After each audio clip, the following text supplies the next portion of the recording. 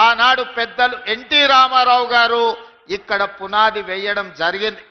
ఇక మళ్ళీ భూపాలపల్లి వెనక్కి తిరిగి చూడలేదు. ఆ తర్వాత అభివృద్ధి పదం వైపు నడుస్తూ 600 జనాభా ఈనాడు 60,000 ఓట్లతోని జిల్లా కేంద్రంగా భూపాలపల్లి మున్సిపాలిటీగా ఈ రోజు రాష్ట్రానికే వన్నె తెచ్చే ప్రాంతంగా అభివృద్ధి చెందింది.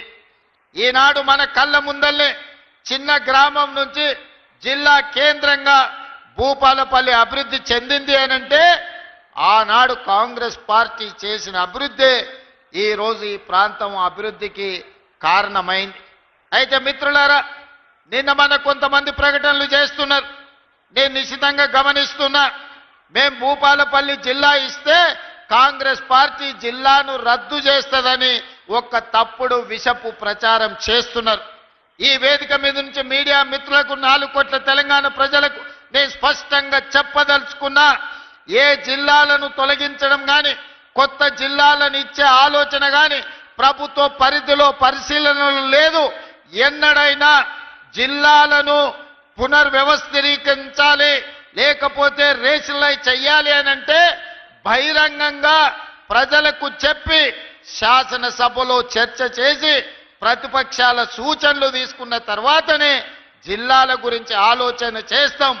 ఎవరు ఎన్ని కుట్రలు చేసినా, ఎన్ని అపోహలు సృష్టించాలని ప్రయత్నం చేసినా భూపాలపల్లి ప్రాంతం చైతన్యవంతమైన ప్రాంతం.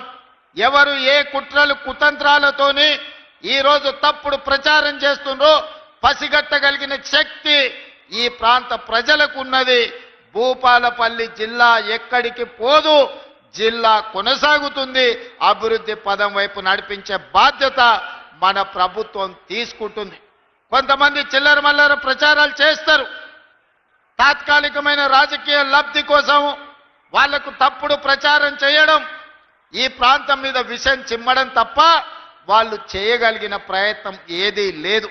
అదేవిధంగా ఇవాళ జిల్లా విషయంలోనే కాదు, భూపాలపల్లి ప్రాంతంలో సింగరేణి గని కార్మికులు అటు ఆదిలాబాద్ నుంచి ఖమ్మం జిల్లా వరకు ఉన్న సింగరేణి పరివాహక ప్రాంతం, గోదావరి నది పరివాహక ప్రాంతంలో వేలాది సింగరేణి కార్మికుల కుటుంబాలు ఉన్నాయి.